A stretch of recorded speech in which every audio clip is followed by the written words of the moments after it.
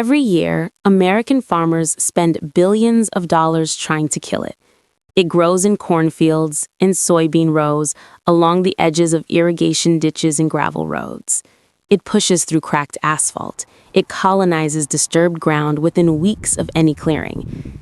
Agricultural extension programs across 30 states list it as one of the most economically damaging weeds in commercial crop production. Herbicide-resistant strains of it are now appearing, plants that have absorbed decades of chemical assault and simply continued. What they are trying to kill is one of the most nutritious leafy vegetables ever analyzed by modern science. What they are spending billions to eradicate fed human civilizations on 6 continents for 10,000 years. It requires no irrigation, no fertilizer, no cultivation. It asks nothing from the farmer and gives more, pound for pound, than nearly any crop in the field beside it.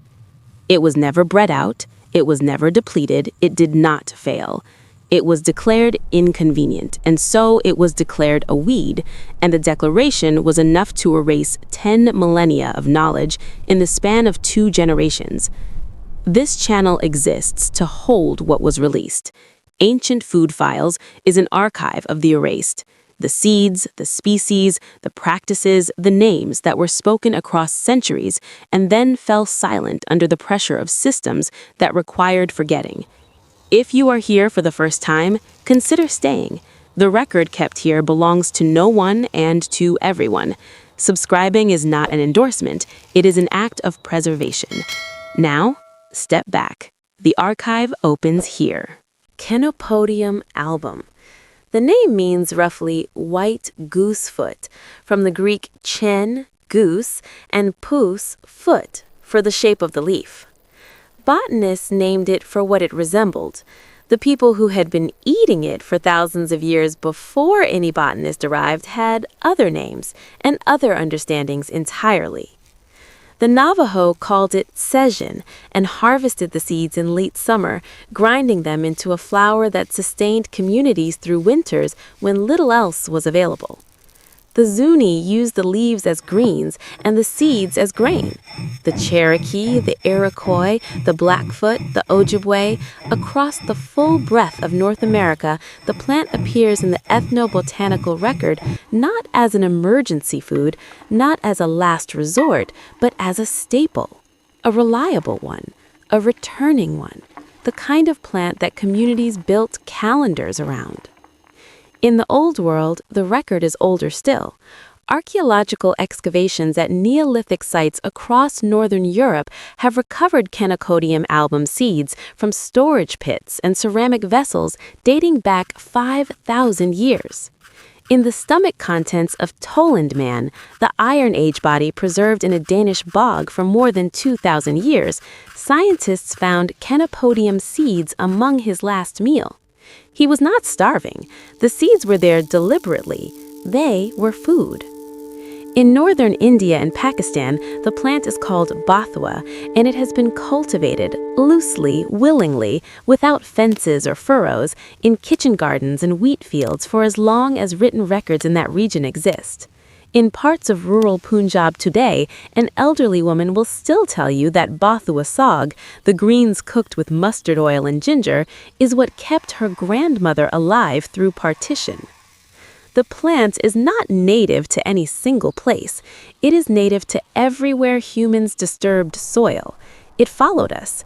It has been following us for 10,000 years, arriving wherever we cleared ground, wherever we camped, wherever we built and abandoned and moved on. It is not a weed in any biological sense. It is a companion, the most faithful one our species ever had, and the least acknowledged. A 2012 study published in the Journal of Food Science and Technology found that Chenopodium album leaves contained significant quantities of beta-carotene, riboflavin, and ascorbic acid alongside mineral concentrations that exceed most commercially grown greens. Research from the Central Food Technological Research Institute in Mysore, India, confirmed what rural communities across the subcontinent had known for generations, that bathua was not a supplementary food, but a primary one, capable of addressing nutritional deficiencies that expensive pharmaceutical interventions were struggling to correct. The ancient knowledge was not approximately correct, it was precisely correct. Science arrived late to a conclusion that had been lived for 10,000 years. There is a particular silence around survival foods in cultures that have survived. The lamb's quarters, the ground nuts, the cattail flour, the acorn bread. These are the foods that people ate when the system failed them, and the system always eventually failed them. And the memory of that failure carries a weight that the next generation is not always willing to carry. In the families that emigrated from rural India to cities, bathua was the food of the village, the food of the poor relation, the food that educated children did not bring to school. In Appalachian communities, the wild greens of spring were the food of the holler, the food of the old ways that cable television and chain grocery stores were supposed to have replaced. In indigenous communities across North America, the traditional plant knowledge was bound up with everything else that had been taken: the land, the language, the right to practice. And the forgetting was not always a choice. Sometimes it was a wound. The plant survived all of it. The knowledge thinned, but the plant did not thin. It grew in the parking lots of the schools where the old languages were forbidden. It grew in the ditches outside the relocation housing. It grew, silent and faithful, in every disturbed place where the people it had always fed were put. The soil scientists are saying now what the plant has been demonstrating for millennia. Industrial monoculture is depleting topsoil at a rate that the United Nations Food and Agriculture Organization has described, in language unusually direct for a UN document, as a crisis. Aquifer depletion, phosphorus scarcity, the narrowing of the genetic base of global food supply to a handful of patented varieties, the fragility of the system is no longer a fringe argument, it is a measurement.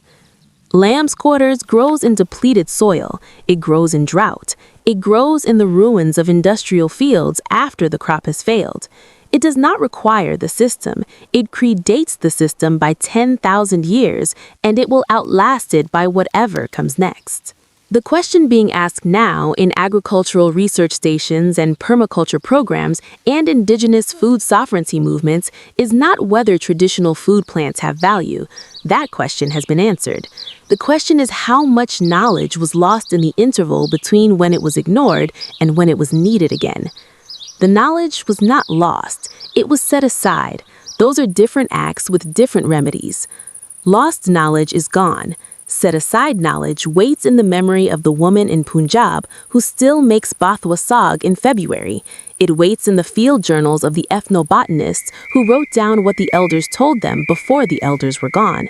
It waits in the soil itself, in the seed bank that every neglected field carries, the dormant record of everything that grew there before the herbicide came. The lamb's quarters does not need to be reintroduced. It is already in your county.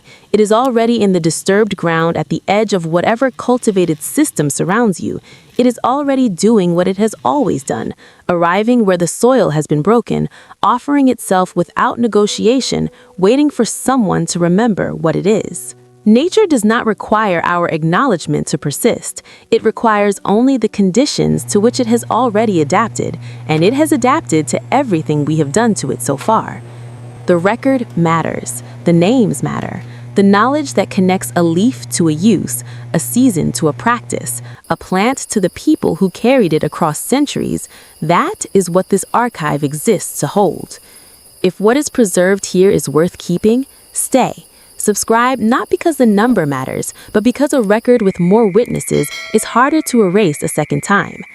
The plant is already growing. It is growing right now, in the field beside the one being sprayed. It will still be growing after the spraying stops.